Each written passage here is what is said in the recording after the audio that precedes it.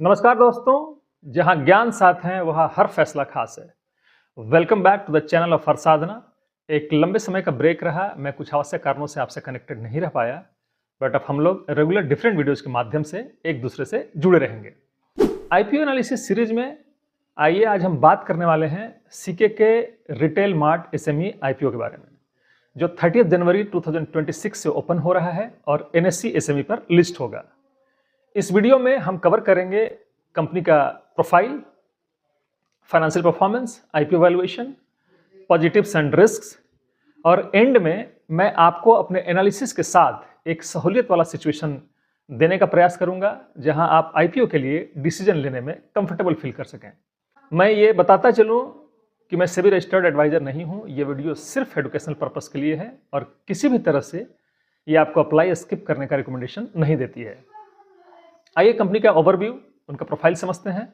C K के retail mart limited की incorporation हुई थी 2025 में। कंपनी का कोर बिजनेस है पैकेज्ड एग्रो कमोडिटीज का distribution. Company sugar, rice, pulses, lentils जैसे डेली यूज एग्रो प्रोडक्ट्स को बल्क प्रोक्यूरमेंट के थ्रू सोर्स करती है। इन प्रोडक्ट्स को प्रोसेसिंग, ग्रेडिंग और पैकेजिंग के बाद अपने इन हाउस ब्रांड्स जैसे ब्रॉन्ज और जियोनम के नाम से मार्केट में सप्लाई किया जाता है। ये प्रोडक्ट्स रिटेल स्टोर्स, होलसेलर्स और डिस्ट्रीब्यूटर्स के थ्रू एंड कस्टमर्स तक पहुंचते हैं। इस मॉडल का फायदा यह है कि कंपनी सिर्फ ट्रेडिंग नहीं करती बल्कि ब्रांडिंग और डिस्ट्रीब्यूशन कंट्रोल के थ्रू वैल्यू ऐड करती है। हाँ, लेकिन एग्रो कमोडिटीज होने की वजह से प्राइस सेंसिटिविटी और मार्जिन वॉलेटिलिटी का रिस्क हमेशा बना रहता है। और साथ ही एग्रो प्रोडक्ट्स के अलावा कंपनी ने बेवरेज सेगमेंट में भी अपना प्रेजेंस बनाया है। सीके के रिटेल मार्ट कार्बोनेटेड ड्रिंक्स जैसे जीरा सोडा और लेमन सोडा ऑफर करती है, जो मास कंजम्पशंस कैटेगरी में आते हैं। अप्रैल 2025 में कंपनी ने फ्रूटजप नाम का fruit pulp based juice brand launch किया, जिसका focus value for money segment पर है। बिवरेजेज बिजनेस से कंपनी को ब्रांड विजिबिलिटी और रिपीट कंजम्पशन का एडवांटेज मिलता है, लेकिन यह सेगमेंट भी हाई कंपटीशन और मार्केटिंग इंटेंसिव होता है। कंपनी का फार्म टू फॉर्क मॉडल है। कंपनी अपना business farm to fork approach पर ऑपरेट करती है। इसका मतलब है डायरेक्ट या semi direct sourcing from farmers, suppliers, processing और packaging at controlled facilities, warehousing और लॉजिस्टिक्स के थ्रू डिस्ट्रीब्यूशन और फाइनली प्रोडक्ट्स का रीच एंड कंज्यूमर तक। इस अप्रोच से कंपनी को सप्लाई चेन पर बेटर कंट्रोल मिलता है और इंटरमीडियरीज कम होते हैं, लेकिन साथ ही इस मॉडल में वर्किंग कैपिटल रिक्वायरमेंट हाई होती है, क्योंकि इन्वेंट्री, स्टोरेज और रिसीवेबल्स पर सिग्निफिकेंट फंड्स लॉक होते हैं। इनके प्रोडक्ट्स की बात करें तो ये डील करते हैं शुगर, राइस, पल्सेज, घी में। ब्रांड्स की बात करें तो ब्रॉन्ज और जीवनम। सॉफ्ट ड्रिंक्स में जीरा सोडा, लेमन सोडा। 2025 में लॉन्च हुआ फ्रूटजप जूस ब्रांड। मतलब एक साइड एफएमसीजी फील है, लेकिन बिजनेस असल में डिस्ट्रीब्यूशन हेवी है। डिस्ट्रीब्यूशन हेवी बिजनेस का मतलब होता है कि कंपनी का सक्सेस प्रोडक्ट बनाने से ज्यादा उस प्रोडक्ट को मार्केट तक पहुंचाने पर डिपेंड करता है। अब इनका बिजनेस मॉडल समझते हैं। ये कंपनी मेनली दो तरीके से काम करती है। पहला 3 टियर मॉडल, जिसमें कंपनी के अलावे स्टॉकिस्ट, डिस्ट्रीब्यूटर और रिटेलर होते हैं। इस मॉडल में कंपनी पहले अपना माल स्टॉकिस्ट को सप्लाई करती है।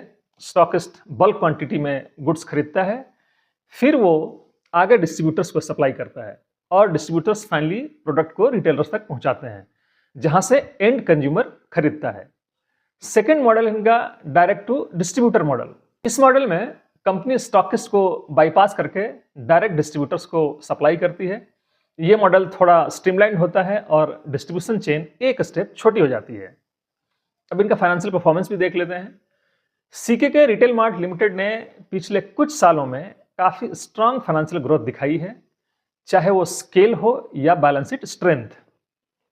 30 सितंबर 2025 तक कंपनी के टोटल एसेट्स 79.74 करोड़ हो चुके हैं, जो फाइनेंशियल ईयर 23 के 17.76 करोड़ से काफी ज्यादा है। मतलब सिर्फ 2-3 सालों में कंपनी ने अपना assets base multiple times expand किया है, जो बिजनेस स्केलिंग को क्लियरली शो करता है। अगर हम टोटल इनकम की बात करें तो फाइनेंशियल ईयर 23 में कंपनी का रेवेन्यू 109.93 करोड़ था, जो फाइनेंशियल ईयर 24 में बढ़कर 233.35 करोड़ हुआ और फाइनेंशियल ईयर 25 में 301.85 करोड़ हो गया। सितंबर 2025 के 6 महीने में ही कंपनी ने 159.93 करोड़ का इनकम जनरेट कर लिया, जो कंटिन्यूटी ऑफ ग्रोथ दिखाता है। प्रॉफिटेबिलिटी साइड पर भी ग्रोथ विजिबल है। कंपनी का profit after tax financial year 23 के 4.51 करोड़ से फाइनेंशियल ईयर 24 में 12.67 करोड़ और फाइनेंशियल ईयर 25 में 16.36 करोड़ हो गया। सितंबर 2025 के हाफ ईयर में ही कंपनी ने 8.59 करोड़ का पैट बुक किया, जो स्टेबल अर्निंग्स का सिग्नल देता है। ऑपरेशनल परफॉर्मेंस को रिफ्लेक्ट करता है एबिटा। फाइनेंशियल ईयर 23 में एबिटा 6.12 करोड़ था, जो फाइनेंशियल ईयर 24 में 17.46 करोड़ और फाइनेंशियल ईयर 25 में यह बढ़कर हो गया 22.60 करोड़। सितंबर 2025 के 6 मंथ्स में एबिटा 11.77 करोड़ रहा, मतलब ऑपरेटिंग मार्जिन्स लार्जली मेंटेन हो रहे हैं। कंपनी की नेटवर्क भी काफी स्ट्रांग हुई है। फाइनेंशियल ईयर 23 में नेटवर्क 13.50 करोड़ थी, फाइनेंशियल ईयर 24 में यह बढ़कर 26.17 करोड़ हो गई और फाइनेंशियल ईयर 25 में 42.53 करोड़। सितंबर 2025 तक नेटवर्थ 51.12 करोड़ पहुंच चुकी है, जो कंपनी के फाइनेंशियल बेस को और सॉलिड बनाता है। रिजर्व्स और सरप्लस भी कंटिन्यूअसली ग्रो हुए हैं। सबसे इंपॉर्टेंट बात यह है कि कंपनी का टोटल बोरोविंग्स ऑलमोस्ट निग्लिजिबल है, मतलब कंपनी प्रैक्टिकली डेट फ्री है, जो एसएमई आईपीओ के कंटेक्स्ट में एक स्ट्रांग पॉजिटिव माना जा सकता है। ओवरऑल देखा जाए तो सीके रिटेल मार्ट के रीस्टेटेड फाइनेंशियल्स एक ऐसी कंपनी को दिखाते हैं जो फास्ट स्केल हुई है, प्रॉफिट्स जनरेट कर रही है और बैलेंस शीट लेवल पर काफी स्ट्रांग लगती है। हाँ, बिजनेस वर्किंग कैपिटल इंटेंसिव जरूर है, जिसका ध्यान रखना जरूरी है। मार्जिन्स एज ऑन 31 मार्च 2025 अगर बात करें तो पैट मार्जिन 5.4% और एबिटा मार्जिन 7.4% रहा।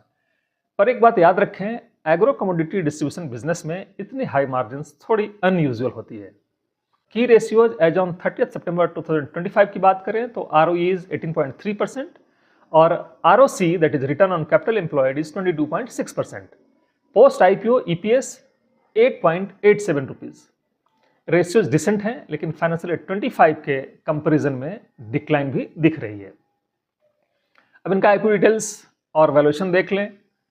इशू साइज है 88.02 करोड़ का, जिसमें फ्रेश इशू है 71.85 करोड़ का और ऑफर फॉर सेल है 16.17 करोड़ का।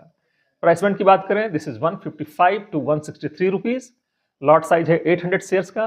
रिटेल इन्वेस्टमेंट्स को मिनिमम 1600 शेयर्स खरीदने होंगे और ये अमाउंट होता है अप्रोक्स 2.6 लाख। वैल्यूएशन की बात करें तो अपर प्राइस पे P है 18 टाइम्स और price to book value 5.7। SME FMCG distribution company के लिए ये वैल्यूएशन थोड़ी अग्रेसिव लगती है। अब ऑब्जेक्ट्स ऑफ द इशू की बात करें, आईपीओ का पैसा मेनली कहाँ यूज होगा। 43 करोड़ वर्किंग कैपिटल के लिए यूज होगा, 10 करोड़ वेयर हाउस एक्विजिशन में खर्च होगा और 2 करोड़ वेयर हाउस रिपेयर के लिए और बैलेंस जनरल कॉर्पोरेट पर्पस के लिए। वर्किंग कैपिटल के लिए पैसा रेज करना मतलब कंपनी को डेली ऑपरेशंस चलाने के लिए कैपिटल चाहिए। प्रोमोटर्स होल्डिंग की बात करें तो प्री आईपीओ था 100% और पोस्ट आईपीओ ये हो गया 72%। प्रोमोटर स्टेक काफी हेल्दी है, ये एक पॉजिटिव पॉइंट है। अब इनके पॉजिटिव्स और रिस्क्स की बात कर लें। सबसे पहले पॉजिटिव्स, 20 इयर्स का ऑपरेशनल एक्सपीरियंस। सीके के रिटेल मार्ट 2005 से बिजनेस में है, जो एसएमई स्पेस में काफी रेयर होता है। इतना लॉन्ग ऑपरेटिंग हिस्ट्री होने का मतलब है कि कंपनी ने multiple market cycle, price volatility और कंपटीशन को फेस किया है। ये एक्सपीरियंस एक्सक्यूशन और सप्लायर डिस्ट्रीब्यूटर रिलेशनशिप के पॉइंट ऑफ व्यू से एक स्ट्रांग पॉजिटिव माना जा सकता है। सेकंड है revenue and PAT growth. Company के नंबर्स क्लियरली दिखाते हैं कि टॉप लाइन और बॉटम लाइन दोनों ग्रो हुए हैं। फाइनेंशियल ईयर 23 से फाइनेंशियल ईयर 25 तक रेवेन्यू ऑलमोस्ट 3 टाइम्स हुआ और पैट भी कंसिस्टेंटली ग्रो किया है।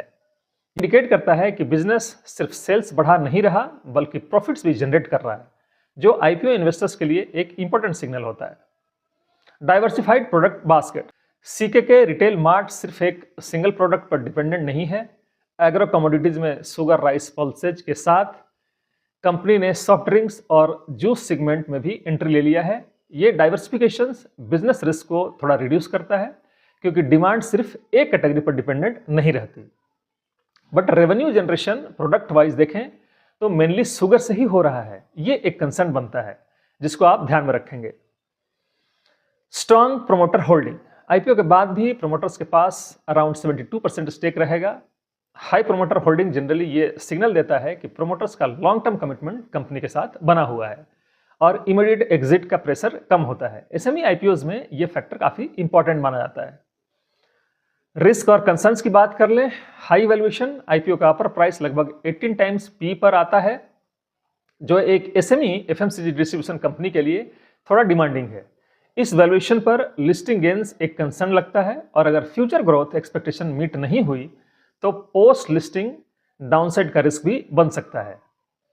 अगला है कमोडिटी बेस्ड बिजनेस। कंपनी का मेजर बिजनेस एग्रो कमोडिटीज से लिंक्ड है, जहां प्राइसेज रॉ मटेरियल कॉस्ट, सीजनेबिलिटी और गवर्नमेंट पॉलिसीज पर डिपेंड करती है। इस टाइप के बिजनेस में मार्जिन सस्टेनेबिलिटी एक चैलेंज होती है, चाहे पास्ट परफॉर्मेंस अच्छा क्यों ना रहा हो। नेक्स्ट है high working capital dependency. IPO proceeds का सबसे बड़ा हिस्सा वर्किंग कैपिटल के लिए यूज किया जा रहा है। इसका मतलब है कि बिजनेस को इन्वेंटरी, रिसीवेबल्स और डे टू डे ऑपरेशंस के लिए कांस्टेंट कैश फ्लो चाहिए होता है। अगर डिमांड स्लो हुई या पेमेंट्स डिले हुआ तो प्रॉफिटेबिलिटी और कैश साइकिल दोनों पर प्रेशर आ सकता है। Large retail ticket size, retail investors के लिए मिनिमम इन्वेस्टमेंट अप्रोक्स 2.6 लाख के आसपास है, जो काफी हाई है। इस वजह से रिटेल पार्टिसिपेशन लिमिटेड रह सकती है और एसएमई आईपीओज में लोअर पार्टिसिपेशन का डायरेक्ट इंपैक्ट लिस्टिंग लिक्विडिटी पर पड़ता है। नेक्स्ट है SME liquidity risk post listing. NSC SME platform पर लिस्टिंग के बाद ट्रेडिंग वॉल्यूम्स जनरली लो होते हैं। अगर लिस्टिंग के बाद एग्जिट करना है तो प्राइस इंपैक्ट के साथ शेयर्स बेचने पड़ सकते हैं। इसलिए एसएमई आईपीओज सिर्फ उन इन्वेस्टर्स के लिए सुटेबल होते हैं जो लॉन्ग टर्म पर्सपेक्टिव और हाई रिस्क एपेटाइट रखते हैं। बॉटम लाइन की बात करें तो सीकेके रिटेल मार्ट एक एक्सपीरियंस्ड और ग्रोइंग कंपनी है, लेकिन वैल्यूएशन, वर्किंग कैपिटल डिपेंडेंसी और एसएमई लिक्विडिटी जैसे फैक्टर्स इस आईपीओ को सेलेक्टिव इन्वेस्टर्स के लिए ही सुटेबल बनाते हैं। ये वीडियो सिर्फ एजुकेशनल पर्पस के लिए है। किसी भी आईपीओ में इन्वेस्ट करने से पहले अपने सभी रजिस्टर्ड एडवाइजर से सलाह लेना न भूलें।